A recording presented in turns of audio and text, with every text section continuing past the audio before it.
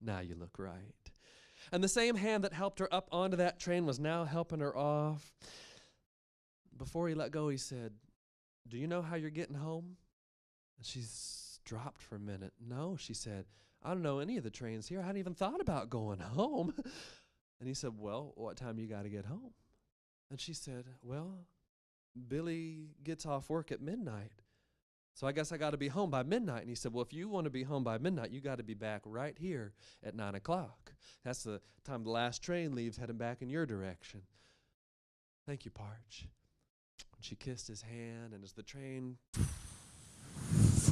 started to move ever so slowly, those hobos waved at her, and she waved back, "Bye, so long, so long." And the train soon was gone and out of sight.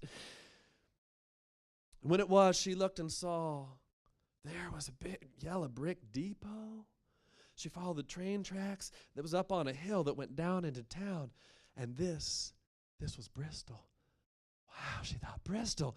And across the main street there was a big piece of ironwork that stretched, a big gate, and said something on it, had arrows pointing in each direction.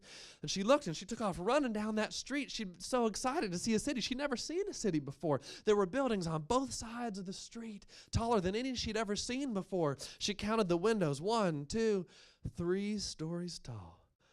And there were automobiles parked on that main street, and on the intersecting street she saw horses tied to posts, and she was running along a sidewalk, something she'd only ever heard about.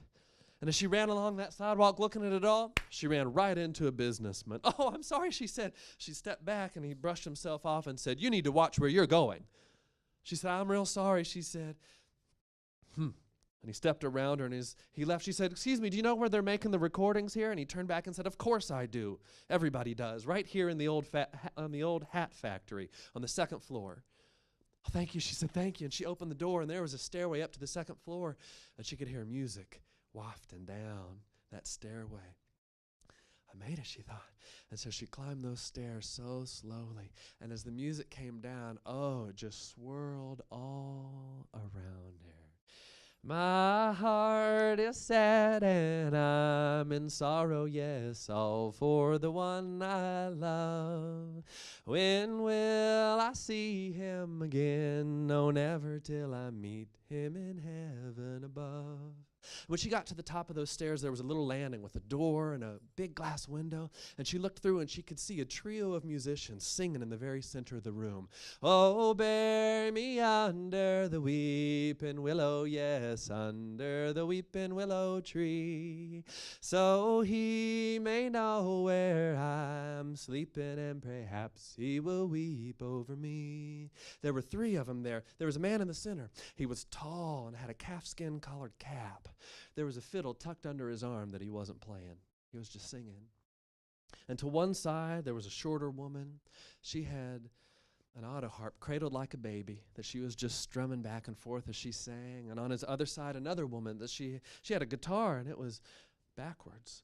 And she was playing it and singing, and that's where Ashton's eyes stopped, because she had never, ever seen another woman that could play the guitar. "They told me that he did not love me. I could scarce believe it was true, until an angel appeared and told me he is proving untrue to you." There's this great big contraption right in front of them they were singing into. Parts of it were spinning around. And off in the corners, she saw 2 gentlemen, one of them dressed in a 3-piece suit, intently gazing at this trio of musicians. The other one, he had been dressed in a 3-piece suit, but obviously was hot because he was stripped down to 1 piece. He had a lit cigarette in his hand. He wasn't smoking it. He was just watching as they sang that song that came out and wrapped all around Ashton like a big embrace. "Oh, bury me under the weeping willow, yes, under the weeping willow tree, so he may know where I'm sleeping, and perhaps he will weep over me." And when they were done, she watched as the 2 men came forward. One of them said, "Well, AP, what do you think about that one?" He was speaking to the man in the calfskin collared cap, the tall man. And that man, who was AP, he turned to both of the women and said, "Sarah, Maybelle, What do y'all think? And these two women looked back and said, I think we better do it again. All right, Ralph, we'd like to record it again. Ashton watched as parts of this big contraption were reset and changed out, and the men went back to the corners, and she watched as they sang that song again. And when they had finished that, they sang it again until it was just right. Clearly, because they started packing up their instruments, and they made their way toward that door. Excuse me, ma'am. As they stepped past Ashton, went down the stairs, she peered into that open door as the two men were talking to each other, writing some things on a clipboard, and she thought, this is my chance, and she went right into the room. Hello, she said, I'm here to sing for you. And they startled, and they turned back and said, can we help you? And she said, yeah, you can. I'm here to sing you some songs. I'm here. And they looked at this woman who was dressed in a wedding dress and a big yellow silk scarf wrapped around her head. Do you have an appointment? No, she said, I don't, but I'm here right now. I'll sing you some songs. I'm real good. My husband Billy calls me his little tanager. You want to hear some songs? And they put their arms up and they said, we're very sorry, ma'am, but we're working on a very tight schedule. You'll have to come back tomorrow. Tomorrow? She said, I can't come back tomorrow. I'm here right now. I'll sing for you right now. They said, we're very sorry, ma'am, as they began to push her back towards the door. No, she said, I'm real good. I promise. And they pushed her all the way back to the door. When she's done fighting, she just opened her mouth and began to sing. And when she got to the end of the first line of her song, those arms went down. And when she finished the verse, the men looked at each other, and the one who was Ralph looked back at her and said, maybe we have time to record one song. Would you do that? She said, oh yeah, I would love that. And the other man said, come this way. And he took her to that big contraption and said, now, are you familiar with using a microphone? She said, no, I ain't never heard the word before. He said, well, it's this thing right here. You sing into it, and any music you make will get recorded on this cylinder of wax, he said. We'll set it spinning. We'll get the machine going. We'll go back. You sing your song. And when you're done, take a long pause and cue us. She said, all right, thank you. They went back after the machine started spinning, and she closed her eyes and sang from the depths of her heritage. How hard is a coal miner's life? You want to know the truth? Well, just ask his wife. You think his strife is hard, but you'll see that the hard heart falls on me. Yes, because he loves me, and he struts me, and hugs me like I'm due. Oh, but then he won't kiss me. He's gonna miss me, because my time will be through. Yes, I said first he loves me, and he struts me, and hugs me like I'm due. Oh, but then he won't kiss me. He's gonna miss me, because my time will be through.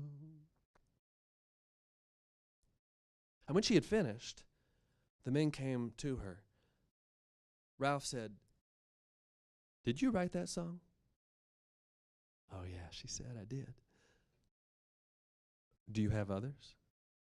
I got all kinds, she said. All kinds.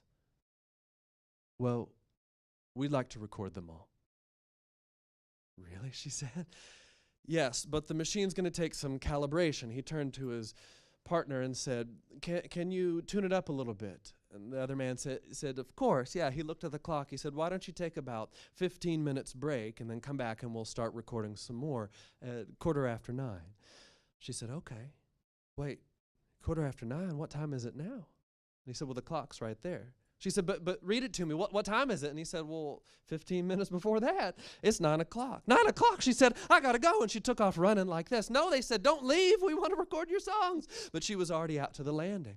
And the man took off running after her, but when they got to the landing, she was halfway down the stairs. Wait, miss, they said, wait, we're not done with you. But she was out the front door, and so they tumbled down those stairs. When they got to the front door and out to the main street, they turned just in time to see a woman